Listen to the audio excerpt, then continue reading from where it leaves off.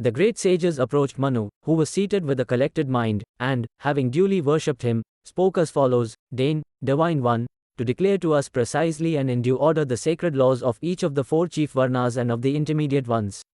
For thou, O Lord, alone knowest the purport, the rights, and the knowledge of the soul, taught in this whole ordinance of the self-existent Swayambhu, which is unknowable and unfathomable.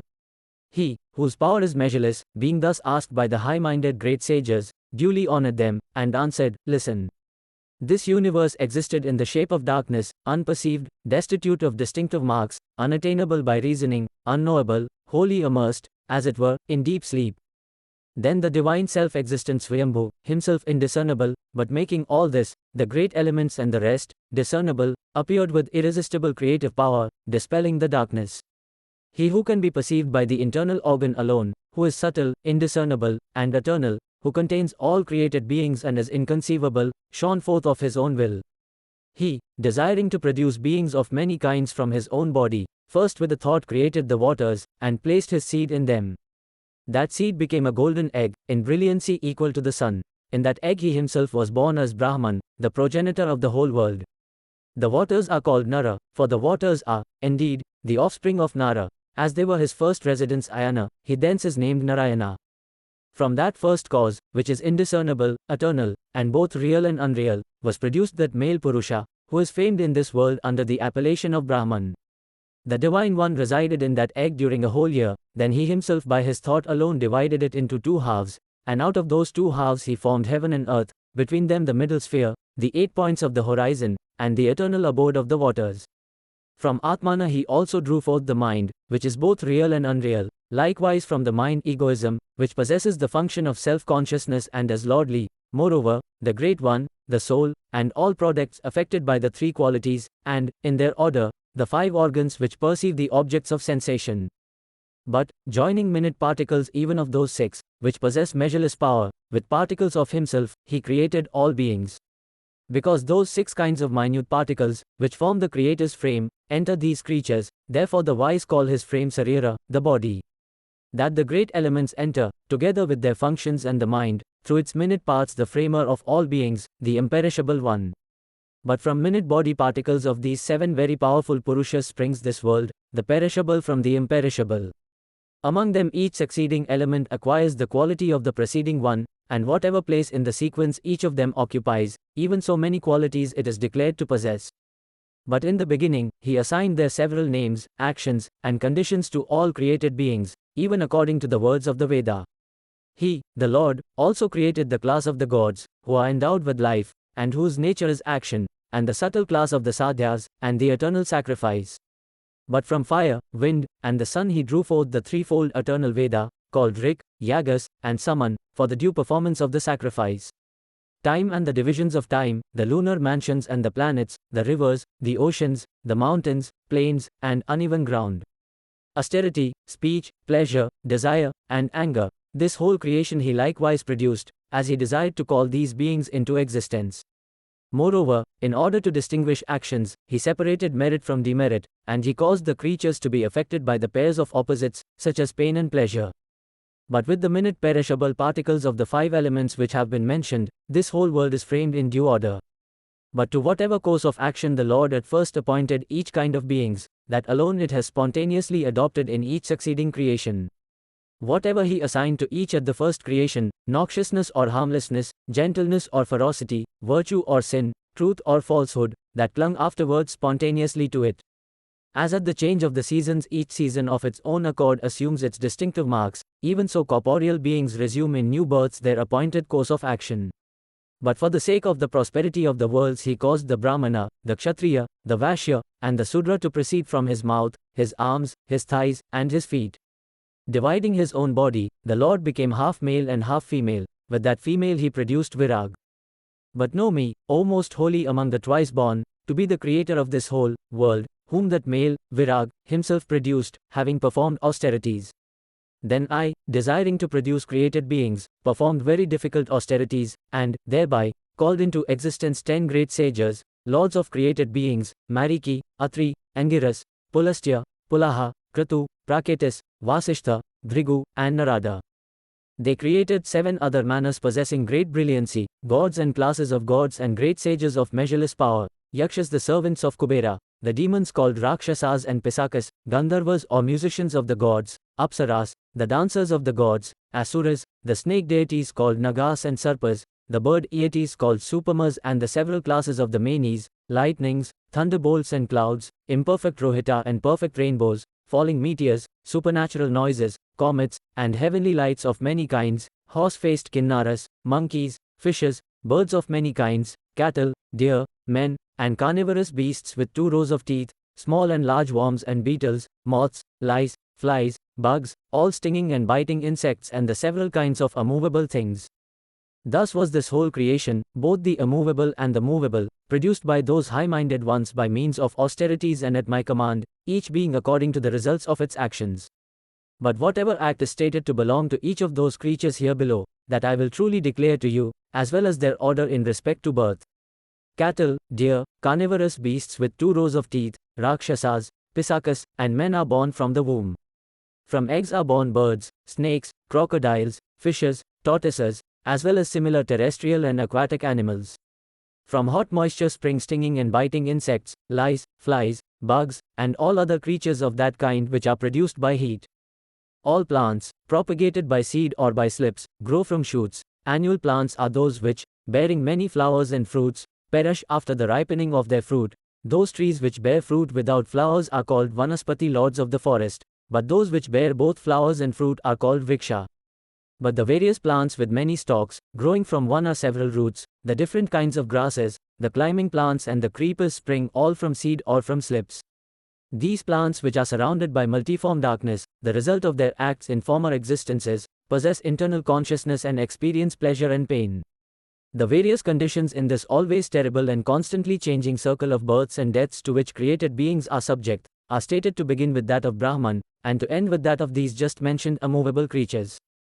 When he whose power is incomprehensible, had thus produced the universe and men, he disappeared in himself, repeatedly suppressing one period by means of the other. When that divine one wakes, then this world stirs, when he slumbers tranquilly, then the universe sinks to sleep.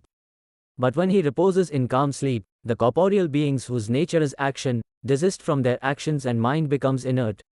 When they are absorbed all at once in that great soul, then he who is the soul of all beings sweetly slumbers, free from all care and occupation. When this soul has entered darkness, it remains for a long time united with the organs of sensation, but performs not its functions, it then leaves the corporeal frame. When, being clothed with minute particles only, it enters into vegetable or animal seed, it then assumes, united with the fine body, a new corporeal frame. Thus he, the imperishable one, by alternately waking and slumbering, incessantly revivifies and destroys this whole movable and immovable creation. But he, having composed these institutes of the sacred law, himself taught them, according to the rule, to me alone in the beginning. Next I taught them to Mariki and the other sages. Bhrigu, here, will fully recite to you these institutes, for that sage learned the whole in its entirety from me. Then that great sage Bhrigu, being thus addressed by Manu, spoke, pleased in his heart, to all the sages, listen. 6 other high-minded, very powerful manas, who belong to the race of this Manu, the descendant of the self-existent, Swayambhu, and who have severally produced created beings, are Asvyarokisa, Autmi, Tamasa, Revta, Kshashusha, possessing great luster, and the son of Vivaswit. These 7 very glorious manas, the first among whom is Swayambhuva, produced and protected this whole movable and immovable creation, each during the period allotted to him. 18 nimeshas, twinklings of the eye, are 1 kastha, 30 kasthas 1 kala, 30 kalas 1 mahota, and as many mahotas 1 day and night. The sun divides days and nights, both human and divine, the night being intended for the repose of created beings and the day for exertion. A month is a day and a night of the Manis, but the division is according to fortnights. The dark fortnight is their day for active exertion, the bright fortnight their night for sleep. A year is a day and a night of the gods. Their division is as follows: the half year during which the sun progresses to the north will be the day, that during which it goes southwards the night. But here now the brief description of the duration of a night and a day of Brahman and of the several ages of the world, Yuga, according to their order. They declare that the Krita age consists of 4,000 years of the gods, the twilight preceding it consists of as many hundreds, and the twilight following it of the same number. In the other 3 ages with their twilights preceding and following, the thousands and hundreds are diminished by 1 in each. These 12,000 years, which thus have been just mentioned as the total of 4 human ages, are called one age of the gods. But know that the sum of 1,000 ages of the gods makes one day of Brahman, and that his night has the same length. Those only who know that the holy day of Brahman, indeed, ends after the completion of 1,000 ages of the gods and that his night lasts as long, are really men acquainted with the length of days and nights.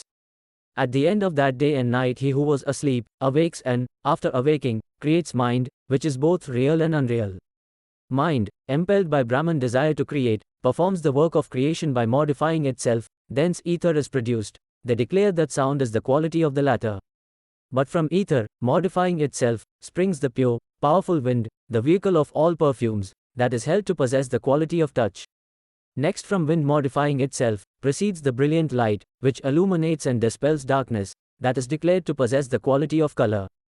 And from light, modifying itself, is produced water, possessing the quality of taste, from water earth which has the quality of smell, such is the creation in the beginning. The before mentioned age of the gods, or 12,000 of their years, being multiplied by 71, constitutes what is here named the period of Manu called the Manvantara. The Manvantaras, the creations and destructions of the world, are numberless, sporting, as it were. Brahman repeats this again and again. In the Krita age Dharma is four-footed and entire, and so is truth, nor does any gain accrue to men by unrighteousness. In the other 3 ages, by reason of unjust gains, Agama, Dharma is deprived successively of 1 foot, and through the prevalence of theft, falsehood, and fraud the merit gained by men is diminished by 1/4 in each. Men are free from disease, accomplish all their aims, and live 400 years in the Krita age, but in the Treta and in each of the succeeding ages their life is lessened by 1/4. The life of mortals, mentioned in the Veda, the desired results of sacrificial rites and the supernatural power of embodied spirits are fruits proportioned among men according to the character of the age. One set of duties is prescribed for men in the Krita age, different ones in the Treta and in the Dwapara, and again another set in the Kali, in a proportion as those ages decrease in length.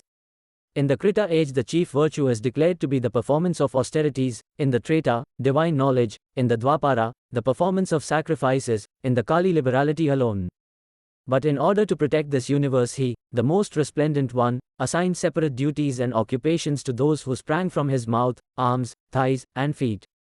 To Brahmanas he assigned teaching and studying the Veda, sacrificing for their own benefit and for others, giving and accepting of alms.